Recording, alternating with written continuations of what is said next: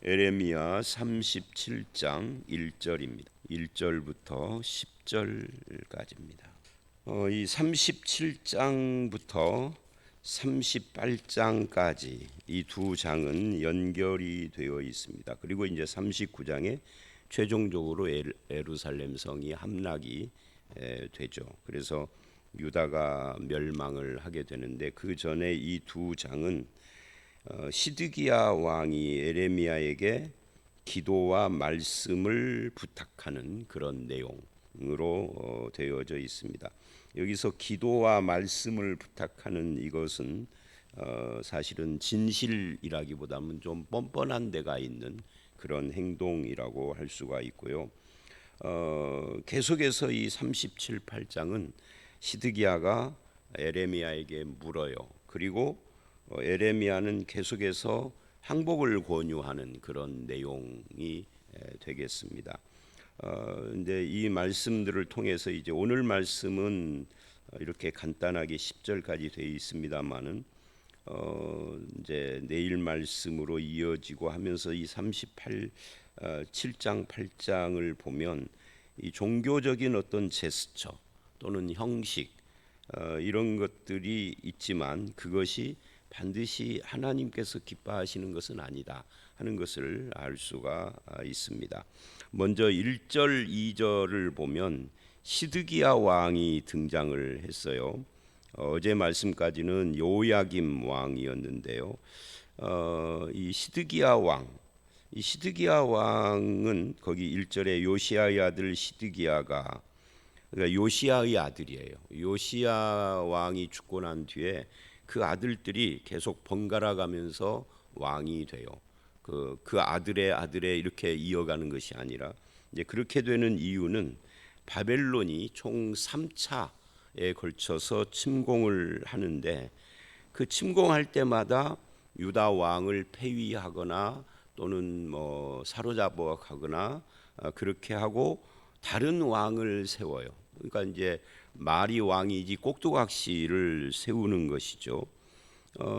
그래서 이제 시드기야가 왕이 됐는데 이 시드기야는 왕이 된 뒤에 친바벨론 정책을 버리고 애굽으로 이렇게 방향을 돌립니다. 친애굽.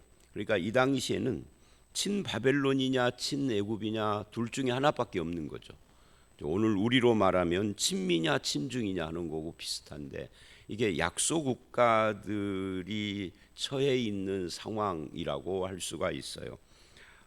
그런데 하나님께서는 계속 너희가 바벨론에게 멸망을 하는 것이 하나님의 뜻이고 하나님이 너희를 징계하는 것이니까 사람 많이 죽지 말고 항복해라 이제 이런 이야기를 에레미야를 통해서 하는 건데 어떻게 해서든지 그렇게 안 돼 보고 싶은 것이죠. 그래서 친애굽 정책을 펴는 그런 상황 속에서 이제 37, 8장 말씀이 있다라고 그렇게 보시면 됩니다. 뭐 요즘은 우리가 친미 친중 이런 걸 따지고 친미 친중은 뭐 친중은 친부고도 좀 가깝고 그러잖아요. 근데 조선 말에는 친일이냐 친중이냐 뭐 친러냐 뭐 이런 거 가지고 또 나라가 굉장히 설왕설래하다가 망했잖아요. 그런 거하고 좀 비슷한 상황이다. 우리나라 민족은 이런 상황을 좀 다른 사람들, 다른 국가보다는 더 잘 이해할 수 있을 것 같아요. 그래서 뭐 친일은 이제 결과적으로 친일은 매국노고 이렇게 나가는데 사실은 친일이 매국노면 친중은 애국자인가 그런 건 아닌 거죠.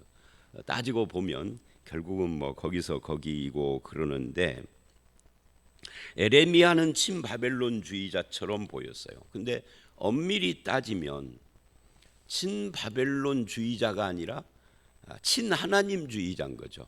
하나님께서 바벨론으로 가라 하시니까 바벨론에 항복할 걸 권하는 거지 바벨론이 이쁘고 좋아서 그러는 건 아니에요. 하나님의 뜻. 그래서 이런 것을 볼 때 우리 기독교인들은 어느 쪽이어야 되느냐, 친미냐 친북이냐 또는 친중이냐 다 아닌 거죠. 우리는 하나님 편에 있는 거죠. 하나님의 뜻이 뭐냐?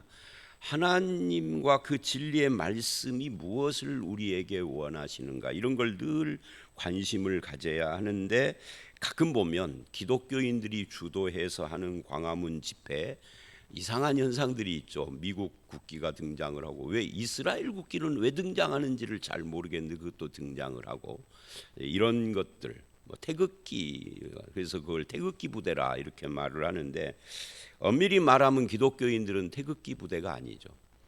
기독교인들은 한국 국적을 가지고 이 땅에 살지만 실제로는 하나님 나라에 속한 자, 이것이 더 근본적인 것이어야 되는데 우리는 그걸 잊어버리고 살아요. 이건 너무 세속적인 거죠. 그럼 왜 예수를 믿는지 잘 모르겠습니다만은, 하여튼 여기서 우리는 이런 것들을 생각을 하게 됩니다. 세상 나라는 언젠가는 망해요. 망하지 않은 나라는 없었어요, 역사 속에서. 근데 우리는 뭐예요? 제가 이 말을 자주 하는데, 100년도 채 못 사니까 모르는 것이지. 만약에 저와 여러분의 수명이 한 500년이나 1000년 된다고 하면 한국도 없어지는 거 볼지도 몰라요.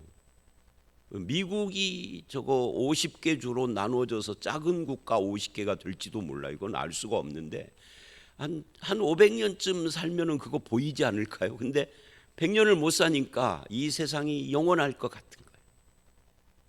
그것이 문제가 되는 거죠. 그 뭐 이광수인가 누군가가 당신 왜 친일 행적을 했느냐, 이광수가 그랬다든가 누군가가 하여튼 그 질문을 하니까 일본이 안 망할 줄 알았다고 그렇게 대답했다잖아요. 그 누군지 유명한 그 저기 문학가인데 우리나라. 그게 이제 바로 인간이죠. 우리도 그 한계를 못 벗어나는 거예요. 그래서 우리는 하나님이 아닌 자꾸만 세상의 어떤 국가뿐만이 아니라 단체, 사실은 교회도 마찬가지예요. 눈에 보이는 이 가시적인 교회가 우리의 소망, 소원은 주님 오시는 그날까지 여기서 계속 복음을 전파하는 기관으로 있기를 소원해요. 그건 우리 소원이고요. 실제로는 그렇게 될지는 아무도 몰라요. 그렇게 될 수도 있고 안 될 수도 있고, 유럽을 보면은 뭐 껍질만 남았잖아요, 건물만. 그래서 이 세상에 속한 모든 나라든 단체든 교회든 뭐 개인은 말할 것도 없고, 그건 영원한 거 아무것도 없습니다. 오직 영원한 것은 하나님과 하나님의 말씀, 또 하나님의 나라만이 영원한 거죠. 그래서 우리는 하나님 편이고 하나님 말씀 편이고 하나님 나라에 속한 자이고, 이 정체성을 확실하게 해야 할 필요가 있습니다. 여러분, 약간 조금 더 다른 이야기를 더 하고 이제 지나가겠습니다. 그런 의미에서 조금 더 나아가면은 사회주의냐 자본주의냐, 이것도 쓸데없는 이야기를 하는 거죠. 우리가 사는 이 일시적인 이 세상에서의 이야기지. 여러분, 하나님 나라에서는 거긴 사회주의일까요? 공산주의일까요? 자본주의일까요? 뭘까요? 그런 거 없어요. 그래서 그런 것에 너무 경도되고 그런 것에 너무 기울여져서 나는 이쪽 편 너는 저쪽 편, 이런 식으로 기독교인들이 하는 것은 볼썽사나운 모습입니다. 이제 조금 점잖게 말하면 볼썽사나우고, 조금 세게 조금 속되게 표현하면은 하여튼 그렇습니다. 그러지 말아야 한다. 나는 그리스도인이다. 나는 하나님 나라와 그 백성이다. 육신으로 여기 살지만 내 신분은 하나님께 속한 자다 하는 것을 확실하게 해야 할 필요가 있는데, 이 당시에 시드기야나 유다 백성들은 그것이 안 됐다 하는 이야기예요. 자, 1, 2절에서 우리는 그런 것을 봅니다. 그래서 바벨론 느부갓네살 왕이 그를 유다 왕으로 삼았다. 이게 이제 이 사람만 그런 게 아니라 그 멸망 직전의 유다 왕들은 다 이렇게 그 남의 나라 왕이 우리나라 왕을 세우는 그런 겁니다. 그리고 이제 3절서부터 5절, 시드기야가 기도 부탁을 하는 내용이죠. 여기서 우리가 오해하지 말아야 합니다. 그 3절을 보면 시드기야 왕이 스바냐 선지자를 에레미야에게 보냈습니다. 이 제사장 거기 보면은 셀레마의 아들 여우갈과 마아세야의 아들 제사장 스바냐, 스바냐 선지자가 아니라 제사장 스바냐를 에레미야에게 보냈습니다. 근데 이제 그거야 뭐 그랬다 하는 이야기고요. 그 다음에 우리를 위하여 우리 하나님 여호와께 기도하라. 이거 오해하면 안 되는 거예요. 뭐를 오해하면 안 되느냐면 우리 하나님 여호와라고 하는 이 표현을 오해하면은 안 된다. 왜냐하면 이 말씀만 읽으면 이 시드기야 왕이 신앙이 있는 사람이로구나. 우리를 위하여 기도해달라. 신앙이 참 좋은 사람이구나. 하나님을 우리 하나님이라고 그러지 기도 부탁을 하지. 그러면 믿음이 있어 보이잖아요. 그런데 이것은 어려운 일을 당하자 그 어려움을 모면하기 위한 수단으로서 이런 말을 한 것이지, 실제 하나님과의 교제로서의 기도라든지 하나님을 정말 믿기 때문에 기도를 부탁하는 그런 것은 아닙니다. 참된 기도는 사실은 어려울 때만 하는 기도가 아니라 늘 하는 기도고, 하나님과 교제요, 대화요, 하나님의 뜻을 알고 싶고 순종하려고 하는 마음이 전제되고, 이런 것에서 나오는 기도가 진짜 기도인 거예요. 여러분, 기도를 하면 내가 원하는 것이 하나님을 바꿀까요? 하나님의 뜻을 내가 수용해 가게 될까요? 결과적으로 후자죠. 기도하면은 그렇게 되어야 하는 건데, 우리나라 기독교의 기도는 내가 하나님을 설득하고 하나님을 바꾸는 그런 쪽을 기도라고 잘못 생각을 해요. 그래서 요즘은 이제 캐캐묵은 옛날 것이 돼버렸는데, 뭐 한 10년 더 됐어요. 한 20년 이 어간에 뭐 보좌를 흔드는 기도, 이런 말들을 쓰고 그랬죠. 요즘도 그러는지 모르겠는데, 하나님 보좌가 흔들리면 큰일 나요. 하나님 그 앉아 계신 보좌가 흔들리는 신, 그건 우리가 믿는 신이 아니야. 성경적이지도 않고요. 성경은 하나님은 회전하는 그림자도 없으시다 이렇게 표현을 해요. 근데 뭔 보좌가 흔들려요? 하나님 보좌는 세상의 중심을 이루고 있고, 우리가 에스겔이나 구약의 계시록이라고 하는 요한계시록 4, 5장이나 이런 데를 보면 세상 만물의 중심이고 만물을 통치하는 핵심이라고 분명하게 그렇게 이야기를 해요. 이것이 흔들리면 원칙도 없는 하나님이 되는 거죠. 기도 세게 하는 사람이 기도에 따라서 바꾸면 그 하나님은 믿을 수 없는, 신실하지 않은 하나님이죠. 그래서 이런 부분들에 대해서 은혜스럽게 말을 들었다고 쉽게 아멘 하시면 안 돼요. 말빨로 은혜 받으면 안 되십니다. 진리로 은혜를 받으셔야죠. 그래서 그 기도하라 하였습니다. 그때 에레미야가 갇히지 아니하였으므로 백성 가운데 출입 중이었다. 그리고 5절 이래요. 바로의 군대가 애굽에서 나오매 예루살렘을 에워쌌던 갈대아인이 그 소문을 듣고 예루살렘에서 떠났더라. 그러니까 이런 이야기예요. 기도 부탁 후에 애굽 군대가 애굽에서 나와서 북상을 하니 바벨론 군대가 일시적으로 예루살렘의 포위를 풀고 물러간 거예요. 그래서 이제 여기에 오해가 생기게 된 거죠. 그게 6절로 10절입니다. 그러니까 오늘은 1, 2절이 배경이 되고 3절로 5절, 6절로 10절 이 둘은 다 오해에 대한 이야기를 하고 있는 말씀이다. 그렇게 말할 수 있습니다. 그 어떤 오해냐면 거기 6절부터 10절을 보면 이제 말씀이 그렇게 바벨론 군대가 물러간 뒤에 말씀이 또 임했어요. 그러면서 7절에 이렇게 이야기를 합니다. 너희를 도우려고 나왔던 바로의 군대는, 지금 이스라엘이 애굽에 대한 희망과 환상을 가지고 있는 거예요. 그런데 자기 땅 애굽으로 돌아가겠고, 너희를 영원히 지켜주는 게 아니야. 지금 일시적인 현상이다, 그런 이야기입니다. 그리고 갈대아인이 다시 와서 이 성을 쳐서 빼앗아 불사르리라. 그러니 너희는 스스로를 속여 말하지 말라. 그게 10절 오늘의 9절 결론이죠. 그러니까 시드기야가 애굽 군대가 와가지고 바로 바벨론 군대가 물러가는 거 보니까 내가 에레미야에게 기도 부탁한 대로 이루어졌구나 라고 오해하고 착각하지 말아라. 그걸 누가? 하나님이 직접 에레미야에게 말씀을 하신 거예요. 그러니까 네가 기도한 대로 이루어진 것이 아니다. 이거 일시적인 것이야. 우리도 그런 거 있잖아요. 내가 기도한 것이 이루어졌네. 근데 아니다라고 하나님이 그러는 거예요. 내가 기도한 것이 이루어졌다 해도 그것이 하나님의 뜻이 아니라고 하면 그거는 참이 아닙니다. 우리는 그 부분도 분별할 수 있어야 됩니다.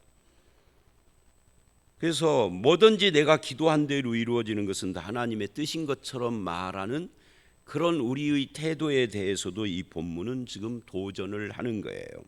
이걸 오해다는 거죠. 그래서 우리는 다시 그 이야기를 또 할 수밖에 없어요. 그러니까 오늘은 주제가 이거예요. 바로 오해에 대한 거니까요. 그 오해 중에서도 하나님의 뜻과 기도에 대한 오해가 오늘 본문입니다. 그래서 다시 이제 앞에 내가 했던 이야기를 다시 이야기를 하면 기도는 하나님의 뜻을 움직이는 수단이 기다 아니다? 아니다. 근데 우리는 그렇게 생각하고 그렇게 배워왔다. 근거는 없죠. 성경이 그렇게 말하지 않는데. 성경에 어디 비슷한 구절 하나 똑 떼가지고 앞뒤 문맥 빼버리고 그렇게 말하면 안 된다. 그건 누가 하는 짓이다?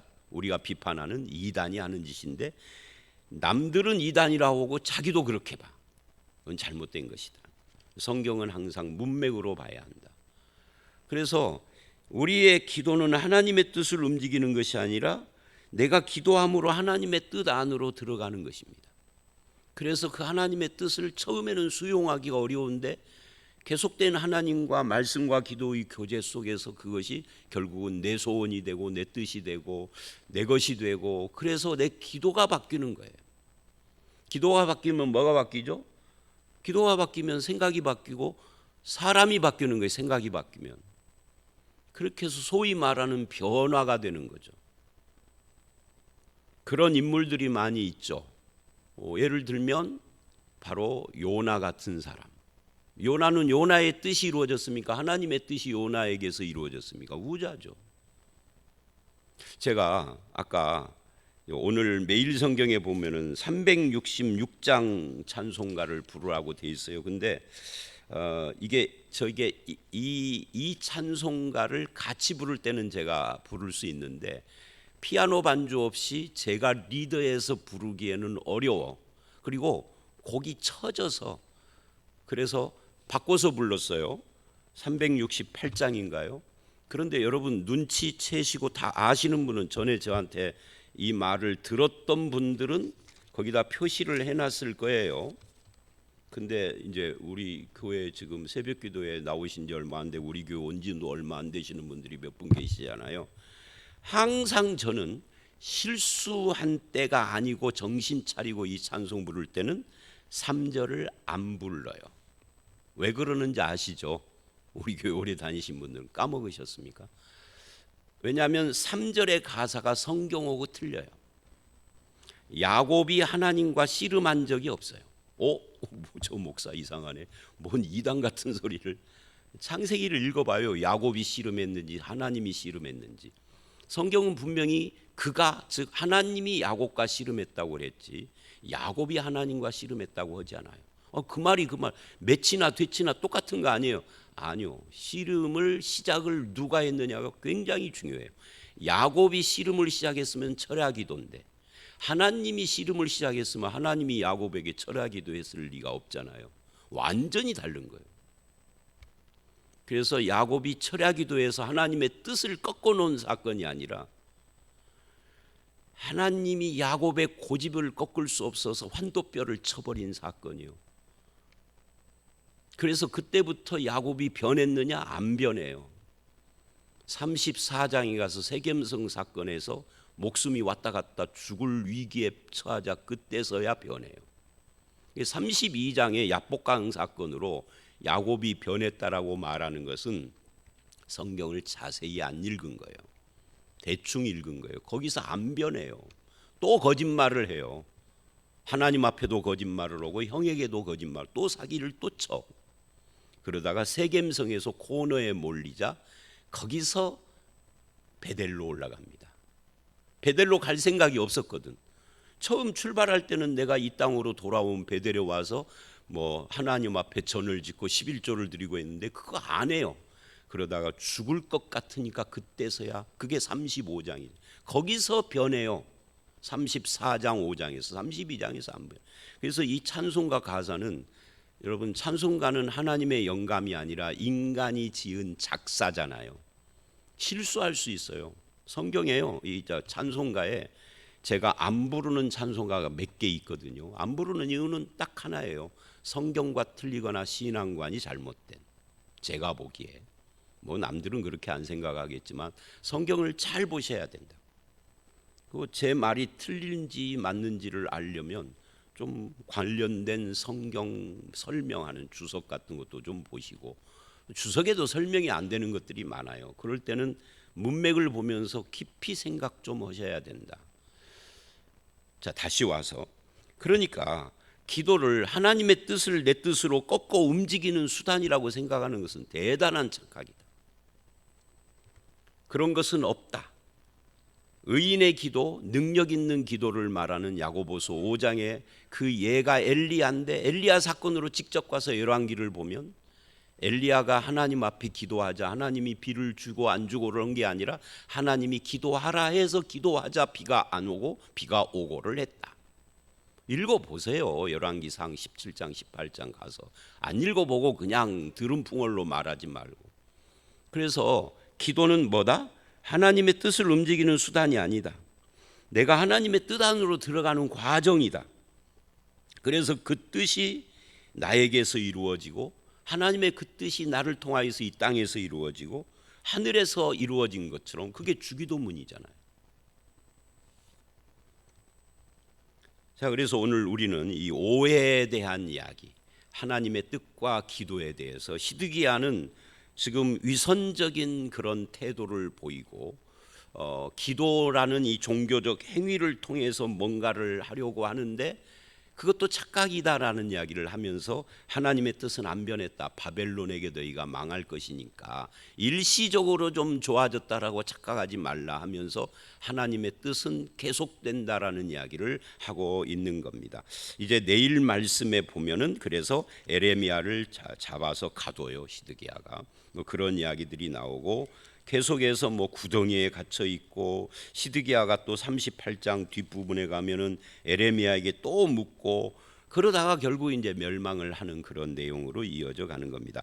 오늘 말씀 여기까지입니다. 하나님의 뜻과 기도라고 하는 이 주제에 대해서 여러분 잘 생각하시고, 그 근거를 항상, 생각의 근거를 말씀에다 두셔야 됩니다. 그래서 늘 기도하시되, 새벽에까지 나와서 열심히 기도하시되, 하나님의 뜻 앞에 나를 드리는 기도가 중요하다. 내 마음이 그렇게 하나님의 뜻을 따라가는 그런 일에 기도라는 통로가 사용되는 것이다 하는 것을 깨닫고, 늘 주의 뜻 앞에 살아가고 그 순종, 뜻에 순종을 하며 살아가는 믿음의 사람들이 다 되시기를 주의 이름으로 축원합니다. 함께 기도하겠습니다. 하나님 아버지, 시드기야 시대, 또 에레미야가 살던 시대에는 애굽을 따를 것인가 바벨론을 따를 것인가 때문에 상당히 혼란스러웠던 시대이고, 하나님의 뜻을 혼동하는 그런 시대였던 것을 봅니다. 오늘 우리가 시드기야나 에레미야를 보면서 우리는 친바벨론 친애굽도 아닌 하나님 나라 백성이고, 우리가 이 세상 나라인 한국에 살고 있지만 우리의 영적 신분이 무엇인가에 대해서 한시도 잊어버리지 않는 천국 백성의 삶을 살게 하여 주시옵소서. 하나님 나라 백성, 천국 백성은 왕이신 하나님의 뜻을 따라 사는 자인 줄 믿습니다. 우리의 기도가 하나님을 바꾸는 것이 아니라 하나님의 뜻이 기도라는 수단을 통하여서 말씀 앞에서 나의 마음을 바꾸고 내 삶을 바꾸고 내 성품을 바꾸고, 그래서 결국 하나님의 뜻이 나에게서 이루어지고 내가 하나님을 닮아가는 그런 성도가 되게 하여 주시옵소서. 매일 새벽에 말씀을 듣고 기도할 때마다 우리의 기도의 내용이 주님과 가까워지게 하시고, 주님과 주님의 그 뜻을 기뻐하는 성도로 이 땅을 살게 하여 주시옵소서. 예수님 이름으로 기도드려 싸움나이다. 아멘.